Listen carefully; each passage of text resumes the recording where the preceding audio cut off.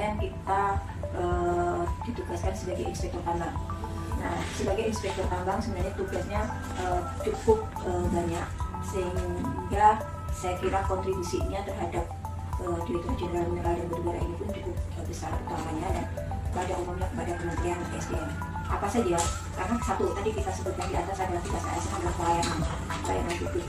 Kita di sini bisa melayani, kebetulan untuk inspektur tambang di sini bisa melayani permohonan, mengevaluasi permohonan terkait pengelolaan usaha pertambangan mineral dan batu bara untuk aspek teknik dan lingkungan. Secara khususnya di sini adalah aspek teknisnya, aspek teknis pertambangan.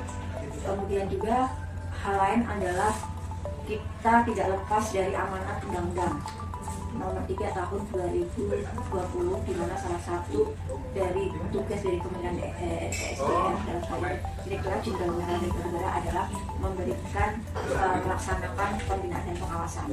Nah, di sini tugas pembinaan dan pelaksanaan itu kepada pemegang IIB itu adalah untuk memastikan terlaksananya kaidah teknik pertambangan yang baik itu dapat dilaksanakan oleh pemegang IIB, sehingga pelaksanaan kegiatan di lapangan itu dapat berjalan sesuai dengan peraturan yang ada dan dapat terhindar dari pencemaran lingkungan atau dampak-dampak negatif lainnya, misalnya longsor atau juga dampak terhadap potensinya kecelakaan tambang seperti itu. Mungkin itu. Jadi kita memastikan pemegang IIB untuk mengimplementasikan peraturan undang-undangan, dalam hal ini mengimplementasikan kaidah teknik pertambangan yang baik.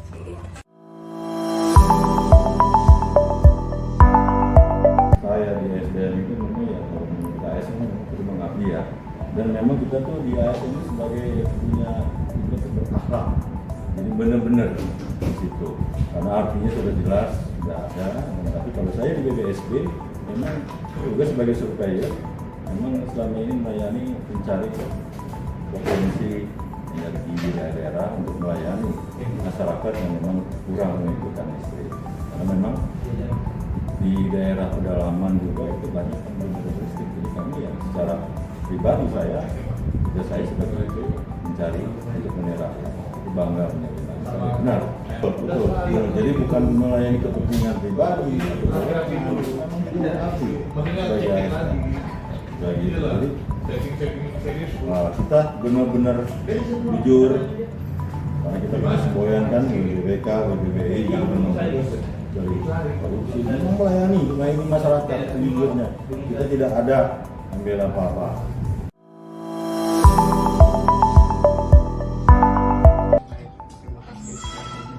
Ya, jadi kenapa sektor SDM ini sangat penting ya pembangunan nasional, karena memang salah satu penyokong energi di Indonesia ini adalah dari Kementerian SDM, dan juga untuk pembangunan keberlanjutan termasuk dari sektor perekonomian ini juga SDM ini berperan penting. Kenapa? Pertama kan penyedia energi ya, untuk SDM ini dia ada Pertamina, kemudian ada penghasil batu bara juga. Nah, itu semua di bawah Kementerian SDM. Kemudian juga dari sektor ekonomi, Kementerian SDM ini termasuk penyumbang PNBP yang terbesar atau penerimaan bukan pajak. Jadi selain pajak, penerimaan negara ini juga berasal dari Kementerian SDM. Nah, kemudian terkait dengan energi, seperti yang saya jelaskan sebelumnya bahwa batu bara ini kan termasuk salah satu sumber energi dan itu melimpah di Indonesia, dan itu di bawah atau dikelola oleh Kementerian SDM, sehingga sebagai faktor pendukung untuk energi SDM berperan penting.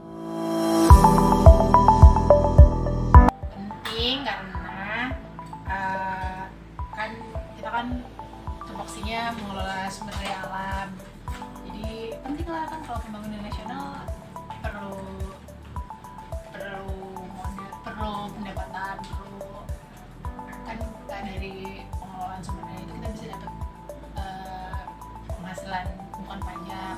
Dari pengelolaan sumber daya negara bisa dapat keuntungan untuk pembangunan nasional. Itu kan perlu ada yang ngelola.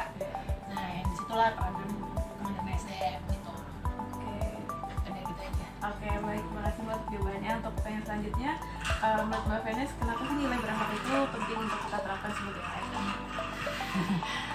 Ya penting lah ya, kan di mana-mana namanya organisasi itu kan harus ada value-nya. Kalau di SDM atau di ASN, value-nya itu ya si berakhlak itu, tinggal ya karena dia sudah menjadi value organisasi, ya itu jadi penting untuk diterapkan. Sebenarnya nggak cuma di government aja sih, kalau kita di corporate kan juga ada corporate value, nah itu kan juga penting diterapkan sama staff-staffnya sama pegawai-pegawainya. Ya sebenarnya sini juga sama gitu. Oke. Baik, terima kasih Mbak. Terjawab. Kesempatannya terjawab Mbak, terima kasih. Sama.